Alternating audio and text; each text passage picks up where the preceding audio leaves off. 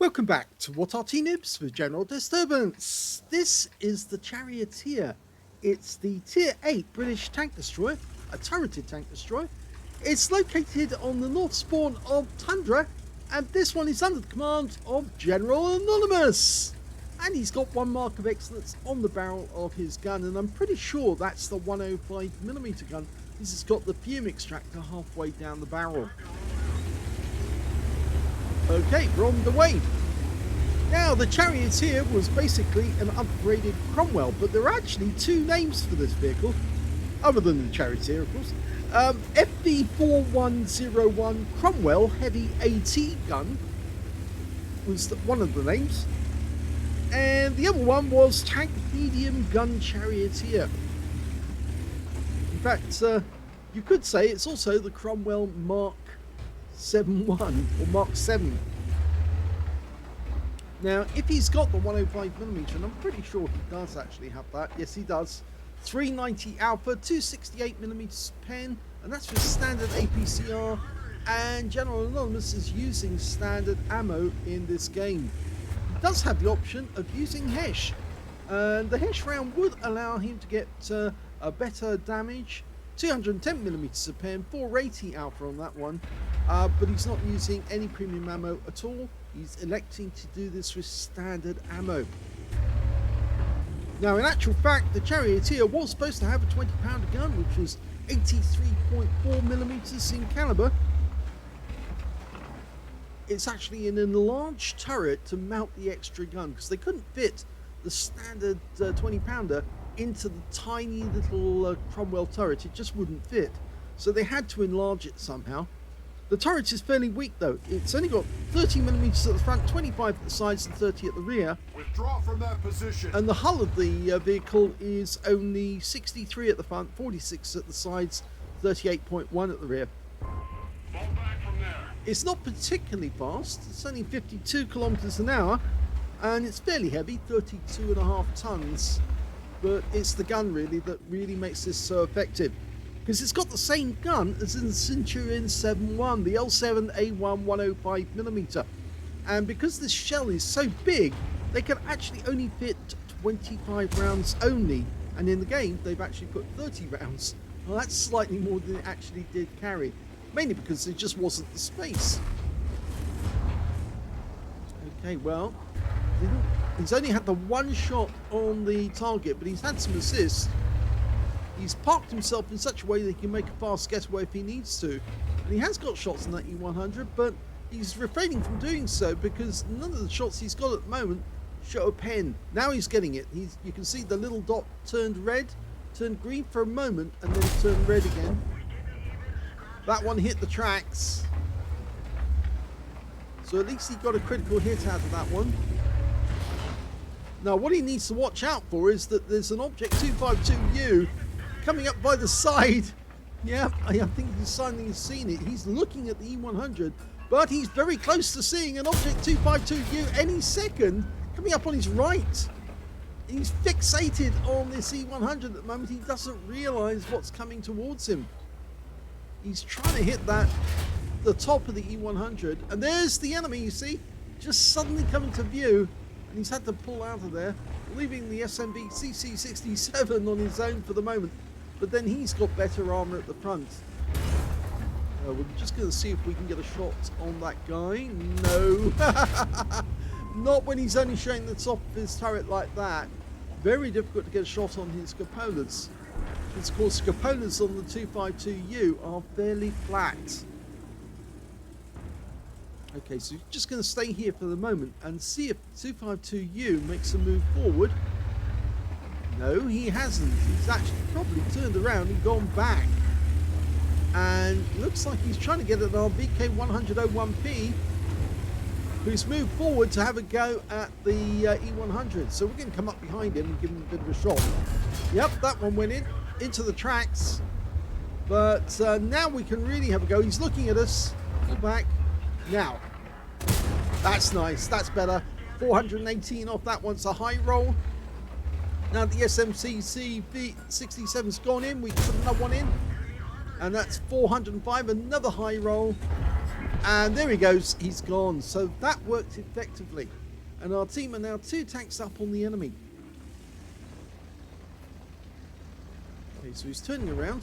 You can see it's a fairly slow turret rotation on this tank as well. Okay, off he goes again. Now, it does have 10 degrees of gun depression, this tank, but in actual fact, it only had 5 degrees in reality. So Wargaming are being generous by giving it the 10 degrees. Didn't actually happen. The gun is what it's all about. The L7A1 gun, very accurate. And in fact, that gun is so good that so many other nations have copied it. They don't literally buy their ammunition or their barrels from Britain. They get them made to British specification.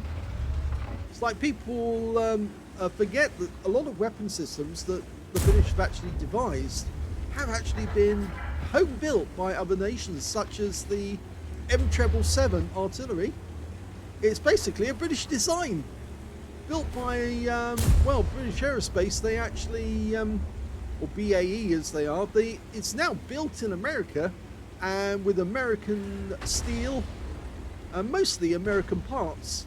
But it was a British design initially, and it's still very, very good. Ooh, he went too far there, and he paid for it with one hit from the SMB CC67. Now he can pop out because that guy's just fired. Unfortunately, it hits the tracks. Now, those two are exchanging shells. Now he can go for it. Again, he hits the armor. So this time round, he's not getting through, but he is giving a distraction. Now that was awful. That's the Scorpion G, the 128mm gun.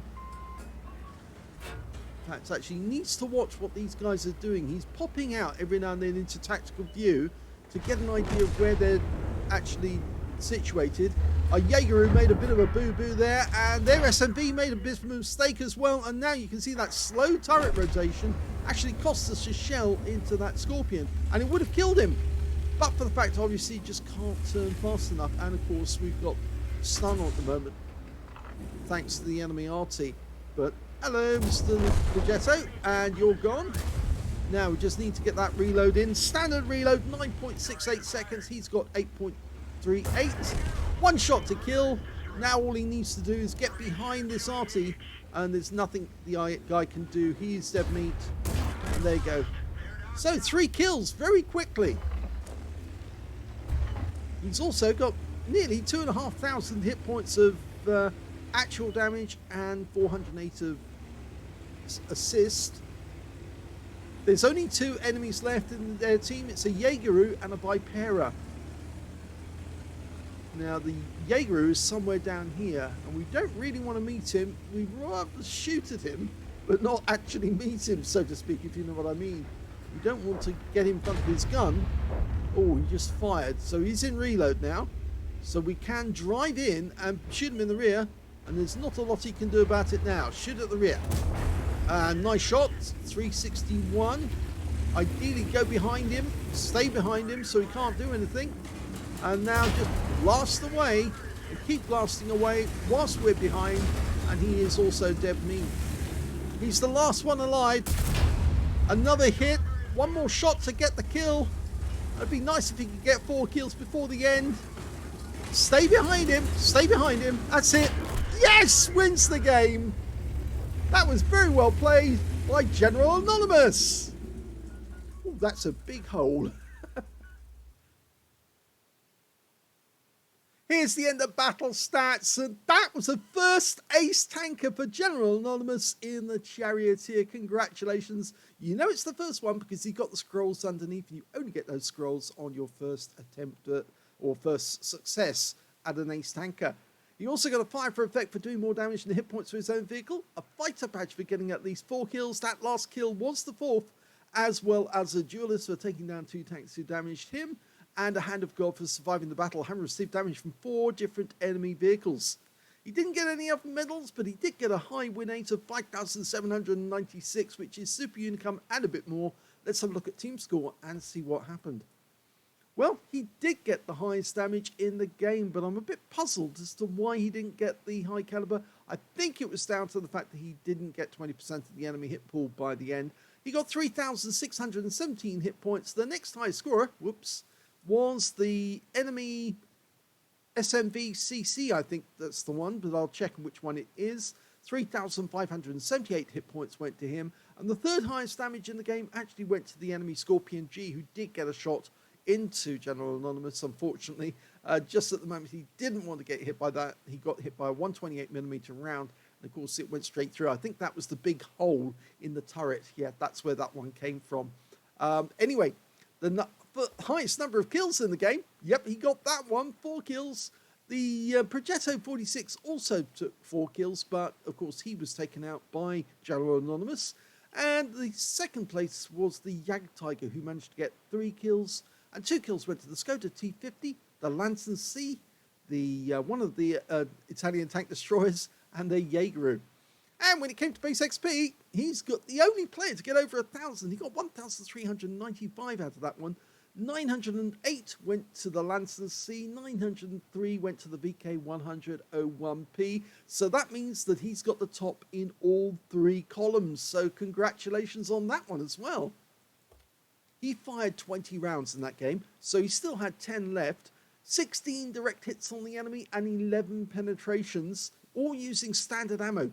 3,617 hit points of damage, of which 441 were down at more than 300 meters. So you can see a lot of damage done at very close range. This tank tends to play a bit like a pretty good medium tank, even though technically speaking, it hasn't got the armor for it.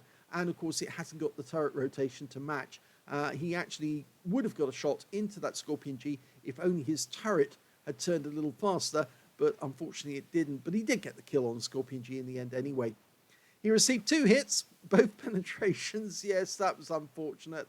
1 hit by way of splash damage as well. That was the enemy Arty. The M40, M43 did fire a round, which caught him because he was inside the blast radius when it came in, and so got stunned. He got damaged 8 of the enemy, killed 4 of them, and did 558 hit points of damage assistance. He earned 35,047 credits on a free-to-play account, and after repair, ammunition resupply, and consumables, remember it was standard ammo throughout, standard APCR, he actually ended up with 512 credits loss. Only a tiny loss, but it was a loss at the end of the game. 1,394 XP, base XP, times 2 for the first victory, took away 2,788 experience points altogether. He said it was a bad ping mastery. He was having a bit of trouble with the ping, which meant obviously he was getting a slight delay. And I think you might explain that that's why he poked his nose out in front of that SMVCC-67, and the guy got a chance to shoot at him before he could pull back. The ping was actually stopping him from pulling back when he was trying to, and consequently took a hit. The other hit, of course, was that Scorpion G. And yes, again, I think there was not a lot he could do to avoid that one. The Scorpion G just found the right spot to actually get a shot into him from just over the ridgeline. But it is an ace tanker, and he did get the best results out of any of the tanks in the game. So congratulations on your first ace. I hope you enjoyed that replay. If you did, please give this video a like. Do subscribe to our channel. Leave a little comment down below because it feeds the algorithm. And thank you for watching.